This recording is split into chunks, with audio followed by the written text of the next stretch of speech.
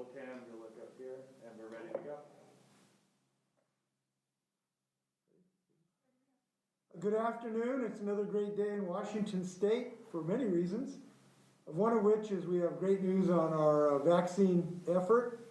We currently have about 3 million Washingtonians who are currently eligible for the vaccine.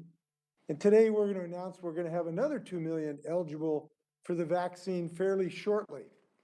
And I'm excited to share this great news.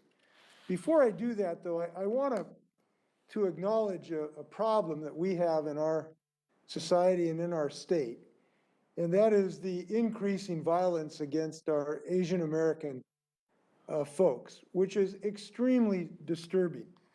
We've had reported events in our state that have involved horrific acts of violence. In February, an Inglemoor teacher, a woman of Japanese ancestry, was attacked in Seattle's International District, one of quite a number of disturbing incidents. And we know that for every one of those who are reported, folks who are Asian American have suffered unreported incidents as well. We need to recognize this as a scourge. It is not just in other states, unfortunately, it's in our state as well. And we all have to wrap our arms in the embrace of our neighbors and community members who are Asian American to stand against this. I will be talking to some leaders in the community, I believe next Monday, about potential approaches, but we don't have to wait for formal government action. All of us have some role to speak against this totally unacceptable violence against our folks. And I hope all of us will do so. So, talking about our COVID response. As the economic toll of COVID continues to burden many Washingtonians, including tenants, obviously, I am extending the state's eviction moratorium through June 30th. Using state and federal funds, as you know, $504 million has already been set aside for assistance, and hundreds of millions of dollars more of rental assistance is on its way through Congress's America's Rescue Plan. Now, it's important to note these funds help both tenants and landlords through these difficult economic times. And I've said each time that we've extended this moratorium, if you can pay rent, pay it. That's the right thing to do. We are acting in good faith for a lot of people, and we know who they would be in some very dire situations without this moratorium. I'm also signing an extension of the utility shutoff moratorium today, which we extended through July 31st. And yesterday, I updated our consumer debt garnishment proclamation to protect any federal payments someone receives in response to the pandemic from garnishment, not just those that are labeled stimulus payments. People need these supports right now. There's no other way to look at it. I'm glad we were able to take these measures. Now, while we're making this progress, I have to tell you that there's reason to be impressed with our continued effort on the vaccine front. We know that this is central to our long-term economic recovery in the state of Washington. So we've got some really good news today. On Wednesday, about 600,000 more Washingtonians became eligible for the COVID vaccine. And I encourage everyone who is eligible to get this vaccine. It works. It's safe. It's fairly convenient, and it can save your life and your loved ones. And no matter when you became eligible throughout this progress, you will remain eligible. So if you're over 65 and you're eligible today, we have more people who are becoming eligible, but you still are eligible to get the vaccine. That'll remain the case throughout this vaccine recovery program. Now, because our doses are increasing, and because we are now meeting our vaccination goals of vaccinating people, we can announce two new tiers, or the next two tiers of those eligible for the vaccine. They will become eligible on March 31st, less than 2 weeks from now. These tiers will open up the vaccine to nearly 2 million more Washingtonians, in addition to the 3 million who are eligible as of today. So here's what the next tier will be. This will be open on that date to anyone over the age of 16 who has 2 or more comorbidities, and those are defined by the Department of Health. Also, anyone who is between the ages of 60 and 65. Also, anyone living in congregate settings, such as correctional facilities, group homes, or those with disabilities. Also, those experiencing homelessness who live in or access services to congregate settings. Also, any additional workers in those types of congregate settings. And also it includes restaurants and food service workers, manufacturing workers, and construction workers.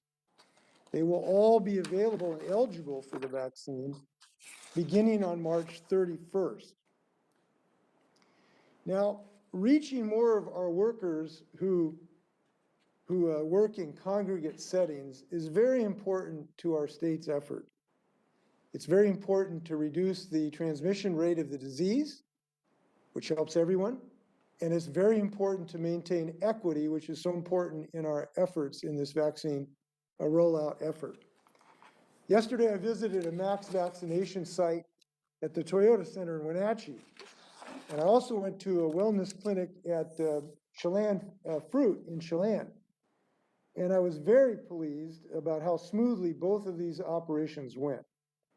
The Wenatchee Max vaccination site also does something that's really important from our equity perspective, because we want people to be able to get this vaccine even if you're not using a computer regularly. So it offers appointment scheduling by phone in multiple languages. So you don't need the internet, you just need access to the phone.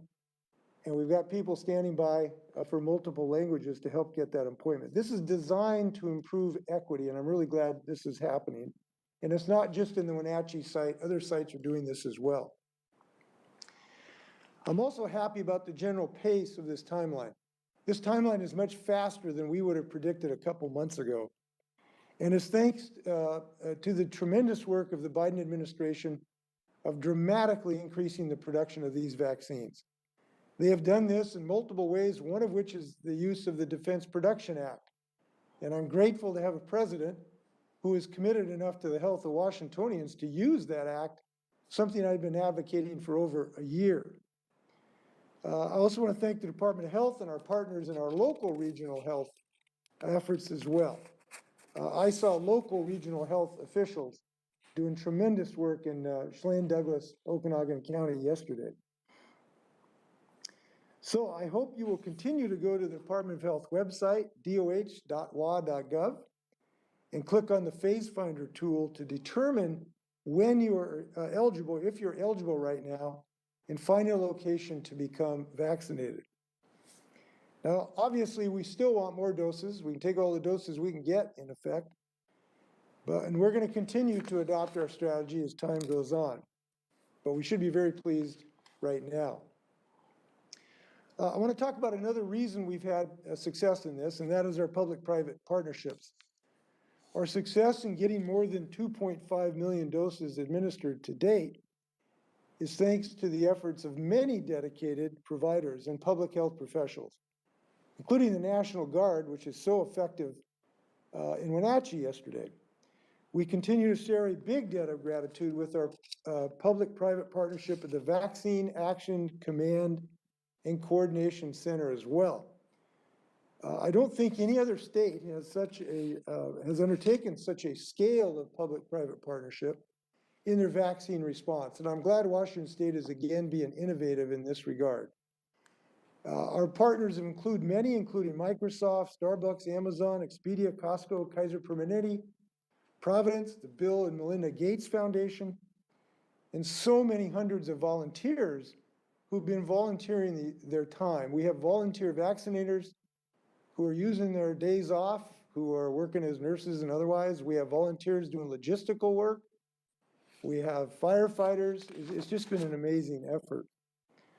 So we want to thank those folks. Now, one of the successes we've had is that we started yesterday, rolled out the Department of Health's new vaccine locator tool that we think can be of substantial assistance to people finding appointments.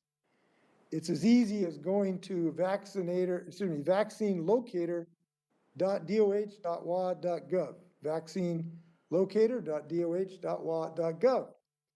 And it's easy as typing in your zip code, and the app will show you your proximate providers, ones that are close to you.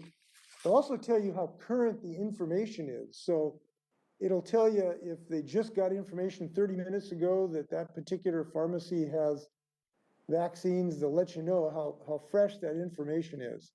Now, we think this is going to be substantial help to folks.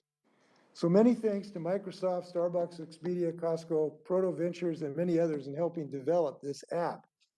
We think it is one of the leading approaches of the states on how to ease people's access to find these appointments. It's good to be leading the class, so to speak. We're also improving customer support with the state hotline for scheduling appointments. And starting next week, Amazon call center representatives will be joining hotline workers to schedule appointments. And our friends at the nonprofit Challenge Seattle group are also stepping up to help any entity have the tools to organize their mass vaccination site. We anticipate there will be more in the next several months. So that group is releasing a playbook for mass vaccination sites we think can be helpful to folks.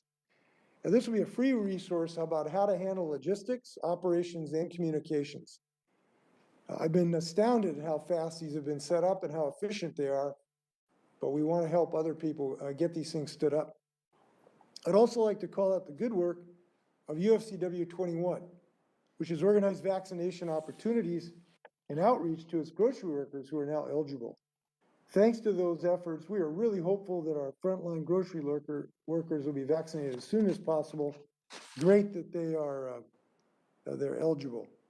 So today, to talk more about the Vaccine Action Command and Coordination System, we have Dan Laster, who is doing great work for the state of Washington. Dan, thanks for jumping into the breach here. Thank you, Governor. So I first just want to start by thanking all of our frontline workers who every day are working to keep Washingtonians safe. And I just really want to echo the governor's comments about the extraordinary partnering among the public sector, the private sector, unions, volunteers. It's absolutely extraordinary. But I'd be remiss if I didn't also recognize the absolutely extraordinary work and the long days and weekends that are being put in by our Department of Health employees in serving Washingtonians. They literally are working late through the day and into the night. The amount of work that's been accomplished in less than 2 months when we stood up the center is by such a large group of people and organizations. It's simply incredible. And although, as the governor pointed out, we're really pleased at some of the successes we are delivering literally last night with the vaccine locator tool, and we'll be expanding the call center capacity. There is a lot of work to do. We know that. And our approach is to move as quickly as we can and move iteratively.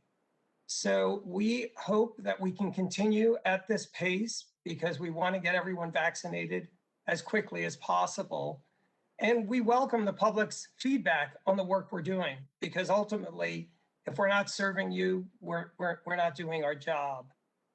I just want to give you a couple of examples as we're moving forward. First, we are going to make further improvements to the vaccine locator tool. And in fact, one of the key areas is the more we can get the federal pharmacies to provide electronic connectivity so that we can provide Washingtonians true real-time ability to make appointments, that will lead to our success. And again, we'll just make it even that much easier, and for Washingtonians to truly have even more confidence that the appointments are there at the moment they're looking. Second, we're going to continue the great work that is underway, improving the efficiency and the patient experience of Washingtonians in getting vaccinated. There's a lot of great work that's already been done across the various vaccination sites across the state, but we're going to continue that work as we scale up.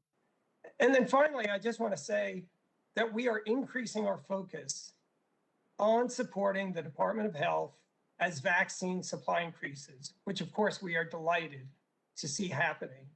And as the Department of Health works across the vaccine ecosystem in the state of Washington to ensure that we can scale up to vaccinate all Washingtonians in the safest, in the fastest, most equitable and efficient way possible. I'd just like to end by saying truly how proud I am of everyone partnering and coming together for a common goal. And I have to say, in this effort, we are viewed as a leader across the United States. Thanks, Governor. Thank you, Dan. Your leadership has been tremendous, and we really, really appreciate it. It's made a huge difference in our efforts, and you've just moved so quickly. We really appreciate that. We also have some good news today about our family members and friends who are in long-term care facilities and our ability to visit them, something that's so important both to them and us. The pandemic has, of course, made these visits a challenge to do this in a safe way. But because of our progress, we are now in a position to allow more visitations in more situations. So I'm announcing today that outdoor visitation will still be preferred for folks. But in any situation where either the resident of a long-term care facility or their guest are vaccinated, our folks will now be able to have indoor visitation. So if your mother is in a facility and she is vaccinated and you are not, you still will be able to visit with her indoors. If you are vaccinated and she is not, you will be able to visit her indoors. And the reason for this is we believe there's substantial confidence that these vaccines reduce the transmission rates of individuals besides saving their lives. So we're very excited about this because we know this has been so difficult for our folks in these long-term care facilities to be isolated, as it is for us. And we believe the progress we have made has allowed us to do this. Again, being able to do this is because Washingtonians are wearing masks, because they're complying with social distancing. We are knocking down these numbers, and this has allowed us, with combination of the arrival of the vaccine, to have these long-awaited loving reunions in a physical way and an indoor way with our loved ones. Now, if neither folks are vaccinated, we'll need to continue those visitations to be as they are right now, which are largely an outdoor setting.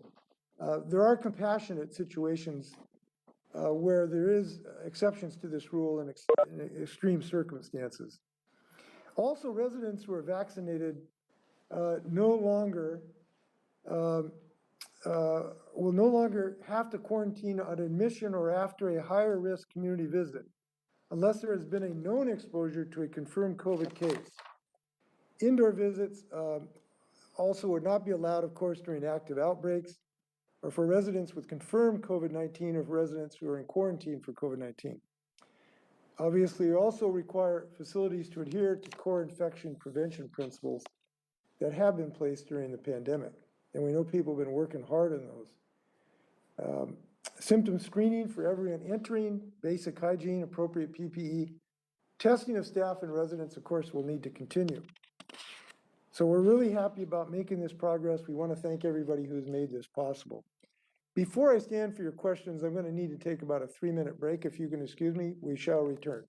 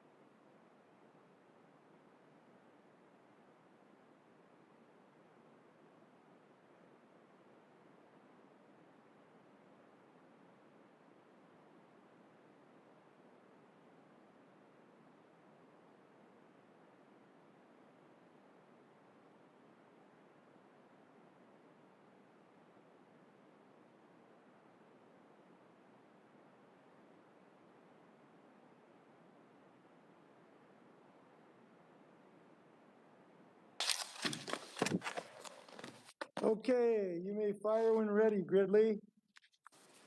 All right. Up first, we'll go to Rachel LaCourte with AP. Go ahead, Rachel. Hi, Governor. I have a three-part question. Given that we're seeing people hang out at vaccination sites or pharmacies in hopes of getting extra doses at the end of the day, why not just open it up to everyone at this point with the understanding that the supply may not immediately meet the demand? And with the CDC's allowance of smoking as a comorbidity, does the state plan to quantify what level of smoking would need to be shown in order to be considered one of the two comorbidities?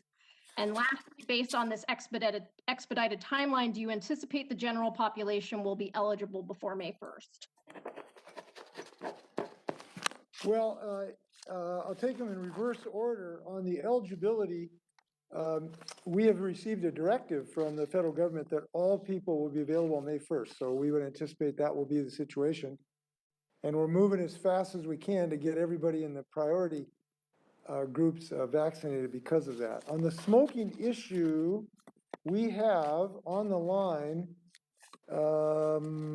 Michelle, could you answer that question, Michelle? I don't think that we're doing anything to change the definition of smoking as a priority, but could you have any more clarity on that?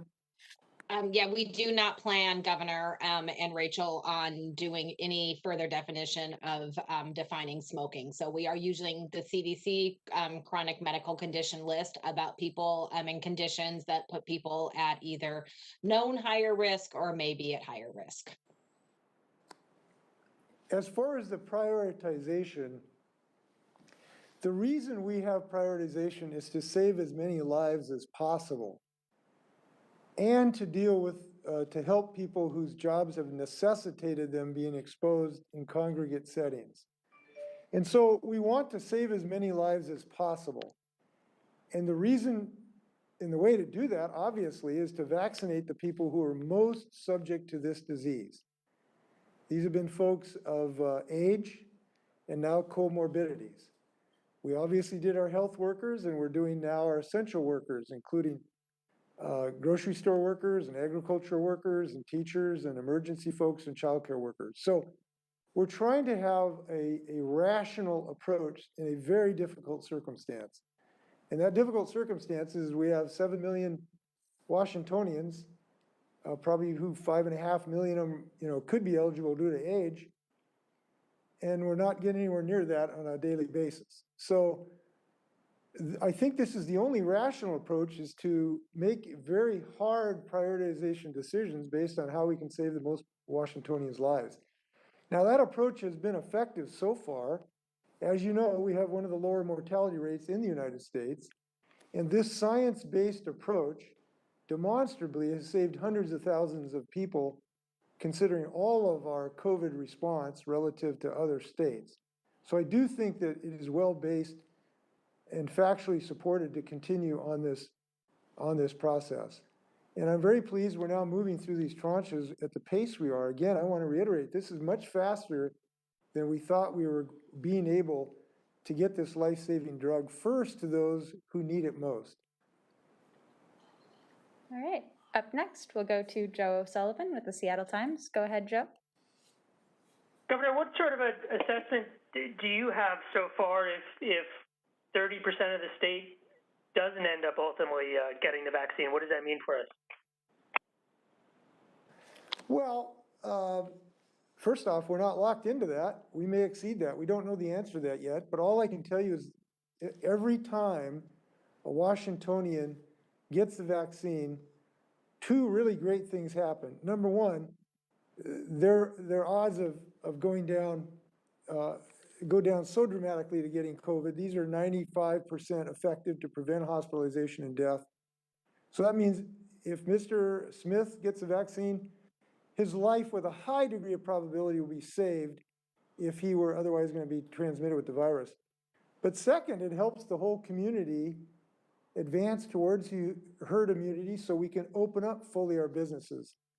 So we can go back to all the games we want to go to with as many people as we want to go to. So the whole community. So it's a community-minded response as well. We don't know where that magic number is, but every time somebody gets this vaccine, we get closer to it. Now, what I think we are going to experience, and I think are already experiencing, is that some people, they want to see the performance of the vaccine. And I think as they see their friends and relatives getting the vaccine and not getting COVID and not having adverse effects, more and more people, a higher and higher percentage of people will be confident to get the vaccine. Governor Justice of West Virginia, he had a comment the other day along the similar lines. He says, I think a lot more people are going to get the vaccine when they see their pals getting it and they don't grow antlers. I thought that was sort of a West Virginia way to say it, what I don't fully incorporate. But the point is, I think confidence will build over time. We're already starting to see that. And I encouraged all of us to encourage our loved ones, our friends. I encourage the employer community to share this information with their employees. This is really important for their businesses and our larger community. Yesterday, when we were at the Chelan Fruit, we had a tremendous local health plan and an employer who cared about their employees and opened up their business, which was right on Fruit Line, one of the largest fruit lines in the state. By the way, here's a good story. The last time I was at that warehouse, it had burnt down. I was standing in the smoldering ruins. And yesterday I saw the very first local employer agricultural-based vaccination site. It was kind of a happy transition for us to see that progress. All right, up next, we'll go to Sarah Gensler with McClatchy. Go ahead, Sarah. May I add one more thing, if I may? Our sense is, looking at the science, the thought that there's some sort of bright line between herd immunity and not herd immunity may not be the way to look at this. It's probably more of a gradient to some degree, where you decrease the rates of transmission as you increase vaccinations. We think we probably are seeing some of that already. So we think we're seeing reduction of some hospitalizations and certainly deaths as a result of the vaccination itself, even before we get to 70%. Up next, we'll go to Sarah Gensler with McClatchy. Go ahead, Sarah. May be best answered by Michelle. My question is whether the state can or is tracking any sort of vaccine waste, if there are any doses that are being disposed of at the end of the day. Yeah, we are tracking vaccine waste. So you could email the DOH-PIO box and get the exact numbers. Luckily, our waste has been incredibly low and not a substantial problem. We also have been supporting all of the healthcare providers who are administering COVID vaccine and having plans for the exact situation you're talking about how to best use vaccine doses at the end of the day. Once a vial's been opened, there is a time limit for when it needs to be used. And so we are encouraging healthcare providers and providing support to kind of have an end of the day wait list and working with community partners and others to have a list of people who are eligible for vaccine in the current phases that they could call in at the end of the day. We also let providers know that we never want any dose of vaccine going to waste. So if you can't find somebody in the time limit of before a vaccine would need to be wasted, we encourage them to just make sure they can use that vaccine for anybody to make sure that dose gets into arms. I don't know what the number is, but I do know it's an infinitesimal percentage. And if you do reporting that percentage, I think most people would agree. We've had tremendous success in preventing wastage. And I want to thank everybody who's been so flexible and ready to hop to it to get this vaccination in arms. And people have done amazing things. They've called through, lists of folks who needed treatment. They've done a great job making sure we don't have any meaningful wastage. All right, up next, we'll go to Austin Jenkins with Northwest News Network. Go ahead, Austin. Thank you. Governor, I wanted to go back to the question Rachel asked just about whether you might be able to expand eligibility to everybody before May 1st. I'm noticing Before May 1st. I'm sorry, I may have misunderstood her question. I'm sorry.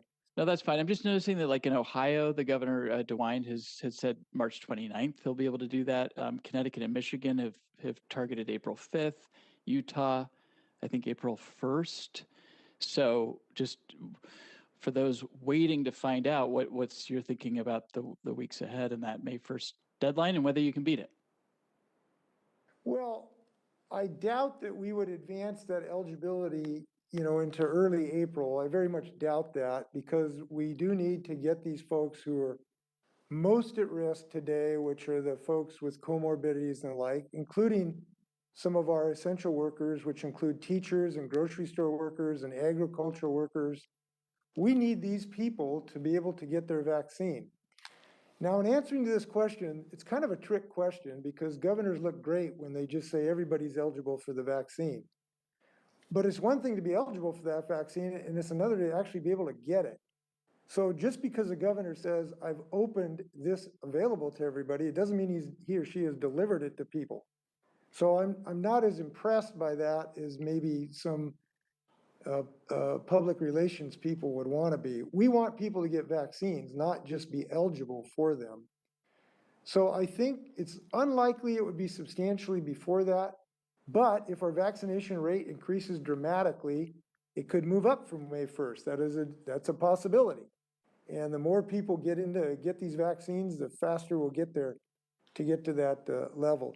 I do want to tell you how important this is too. Look, we got people who have, who've had double lung transplants, who have cancer, who have immunosuppression, who have any number of these morbidities that does put them at a significantly greater risk.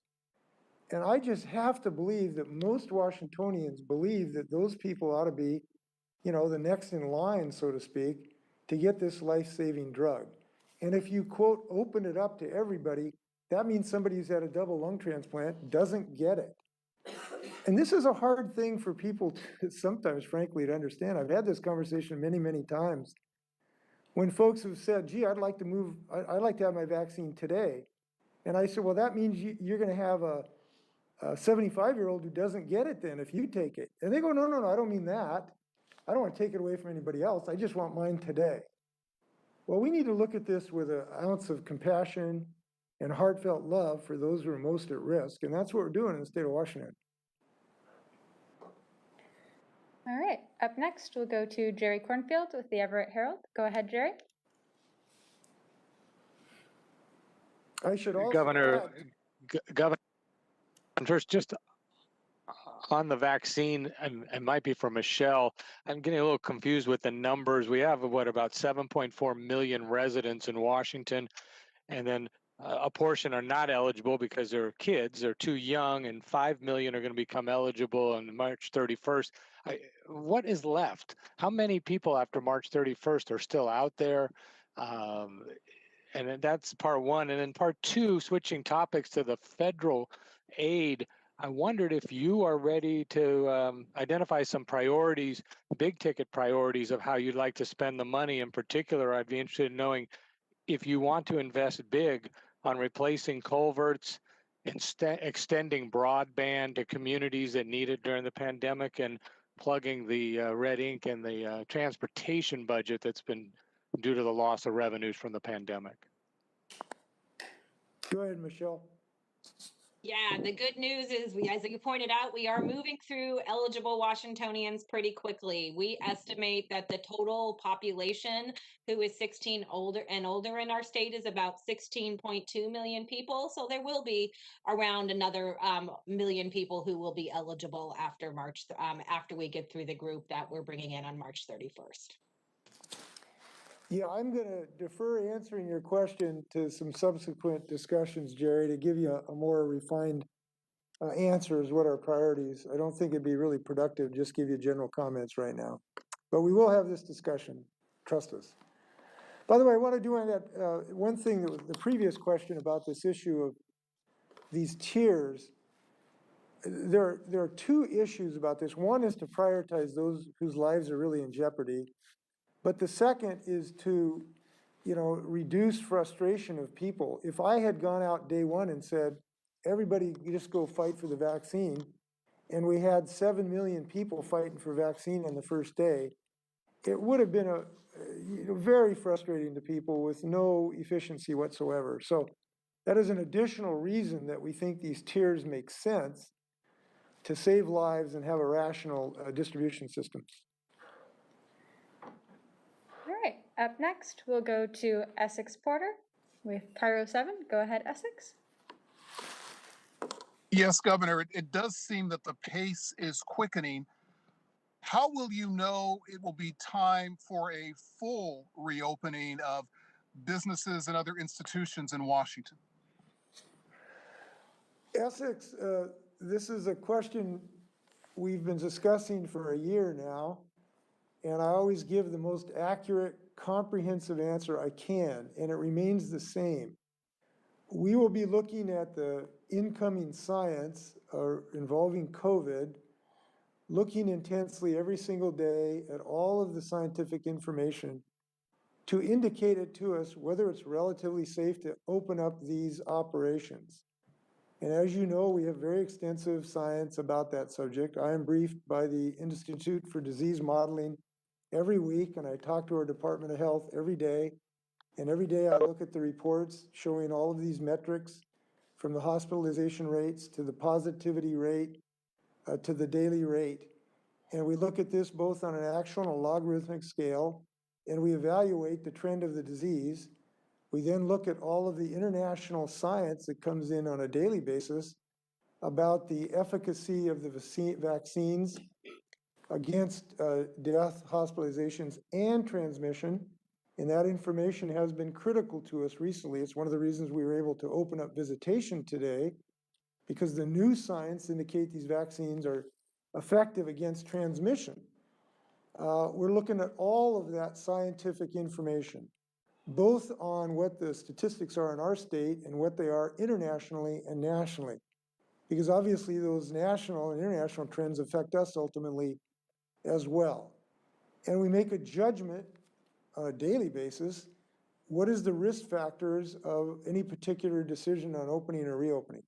We are extremely gratified. We've been able to reopen up significantly in many, many of our industries in the last couple of weeks, as you know. And that's been based on our declining metrics of virtually all of these scientific issues and the new information about the efficacy of the vaccines. We obviously then look at the operational impact on these industries. We try to understand these industries.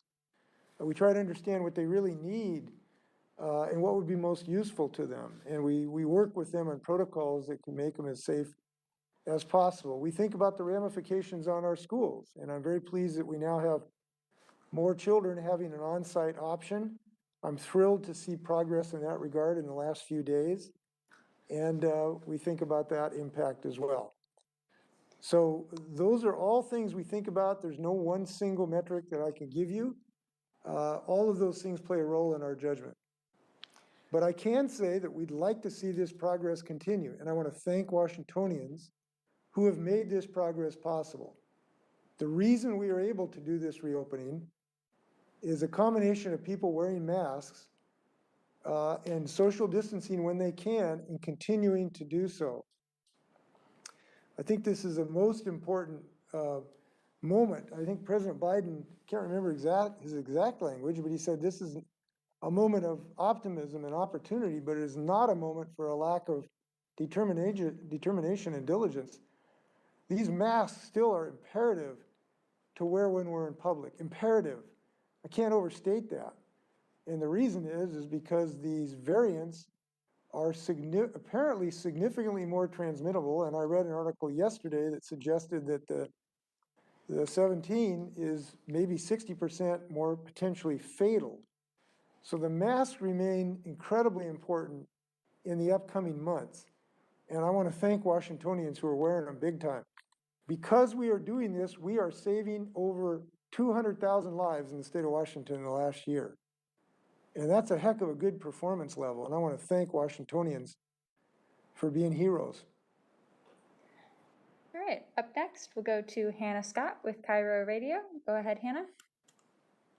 Hi, Governor. I want to just switch gears and see if you've had a chance over the last few weeks to really take a look at the Blake decision out of the state Supreme Court regarding the drug possession law that was tossed out and the ripple effects it's having through our justice system. I'm wondering, given our better than expected economic forecast, if you would back the idea of using some of this money in the budgets to really significantly invest in behavioral health and treatment.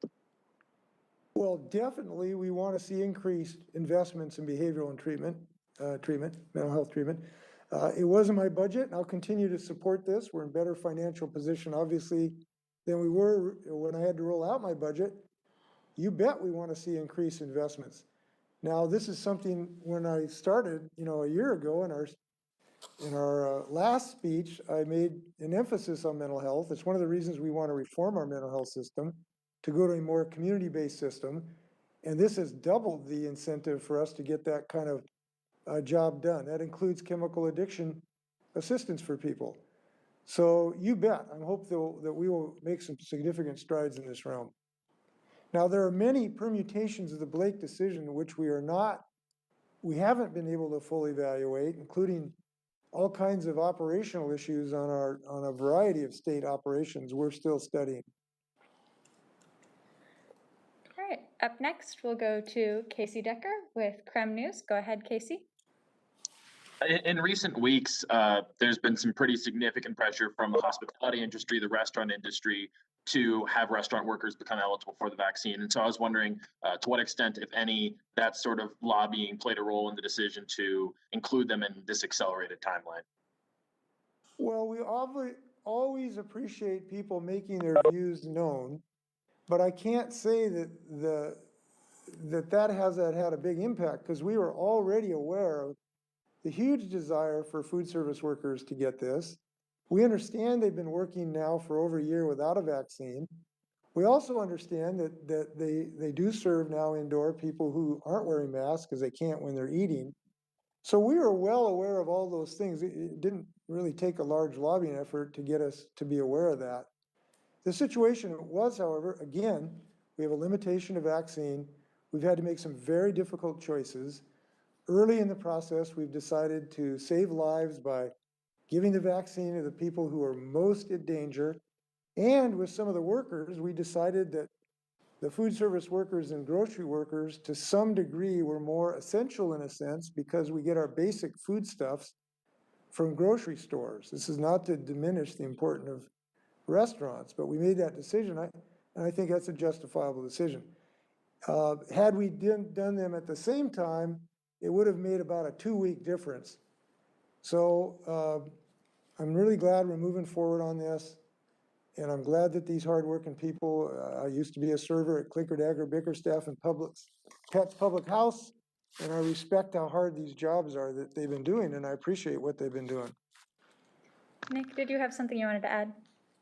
Yeah, I just wanted to build on the governor's remarks a bit and mention that one of the primary reasons we've placed restaurant workers into this tier of vaccination is due to the high infection rates in the restaurant and food service sector. They are on the top, the number one outbreak setting in Washington in non-healthcare settings. And so elevating those workers for prioritization for vaccine is one way to help with those high infection rates. And I'm really happy we're doing this earlier than we originally anticipated a couple months ago. This is great news for restaurant workers, in my view. All right, up next, we'll go to Keith Eldridge with Como 4. Go ahead, Keith. Governor, phase 3 starts Monday. Do you have phase 4 yet and an end game so people can stay energized and keep their masks on? I'm not sure I heard your whole question. I think you're asking about phase 4. We've not announced or made decisions about particular decisions. We just got into this phase. We don't have any further guidance available at the moment. You said something about masks, and I wasn't sure what it was. What did you ask about masks? Just the idea that if you had an end game in sight, that people would be more willing to keep their masks on and keep the fight going instead of having pandemic fatigue. Yeah, I'm not sure I got the whole question, but I think you asked, did it make sense to do a phase 4 now to help people have masks? People are wearing masks now. No, I don't think it's necessary, because people know in Washington State that this makes a huge difference. And as a result, we've saved hundreds of thousands of lives, and we will continue to do that even with the vaccine arrival. So I don't believe that that's necessary. We'll make a decision when we can based on the science on the next phase. All right, up next, we'll go to Brandy Cruz with Q13. Go ahead, Brandy. Hi, Governor. You mentioned long-term care facilities. We know that nationally there's been heightened scrutiny over how states handled nursing homes in the early stages of the pandemic. Here in Washington, you incentivize nursing homes to take patients from hospitals to create capacity. Should the state have allowed, let alone incentivized, those transfers given the risk of death to that population? I don't see a reason to second guess that decision. We had a looming critical shortage of space in our hospitals, so I would not second guess that decision based on the rearview mirror. All right.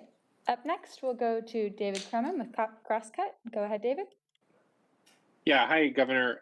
Following up on the question about the Blake decision, there's one bill in the legislature that would restore the law criminalizing felony drug possession with just the word knowingly added. I'm curious if that's an approach you support, or if you'd like to see the state take a different approach that de-emphasizes criminalization, as some have called for. Well, I'm not prepared to rule out proposals on how to deal with this. There's so many complexities with this decision that I need to work with legislators to come up with something to see if they can. I don't know if they can or not reach consensus, but I need to have a lot more conversation with legislators to see what might be the right approach.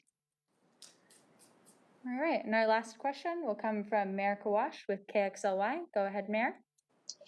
Hi, Governor. We're expecting the CDC to announce tomorrow that physical distancing in schools will go from 6 feet to 3 feet. Wondering if you plan to adopt that, and if so, how soon?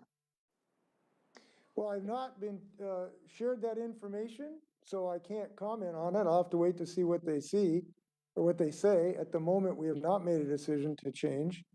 We're working to get our schools reopened, and we're making good progress on that. I want to keep that progress going. I wouldn't want to do anything that would slow down that progress, but obviously we'll look at science, in the future as it continues to come in, but we're not making any changes, certainly today. Dr. Shaw, did you have something to add? Yeah, Governor. So I just wanted to add that we're watching, and we have conversations almost on a daily basis with our federal partners, including the CDC, about changing guidance and things that they're thinking about. And the timeline I did not hear about tomorrow, so we'll continue to watch that. But I think the governor and I have been very clear that we continue to follow the science and the evidence, and we want to make sure that what we're doing is erring on the side of health and safety and protection. And so that's the key message. And so we're obviously going to look at if it is tomorrow or whenever it is, we're going to look at what they release and what they say, and what most importantly is what's the reason that they have put that out there. And most of the time we agree with it. Sometimes we may have a disagreement with it, but regardless, we're going to look at it. And certainly as things evolve, we will certainly willing to look at our guidance and the evolution of what we may need to do from a standpoint of within schools or businesses or elsewhere. But right now we don't have that information, and we're waiting to see what the science shows us so we can move forward. Governor, any closing remarks? No, I just to follow up what Dr. Shaw said, yes, we're going to continue to look at evolving science, but I do want to reiterate it's important to get our schools open today, and we've got to focus on getting that job done. These kids need to get back in the classroom. There's probably half of them in middle school and high school that are not back in the classroom.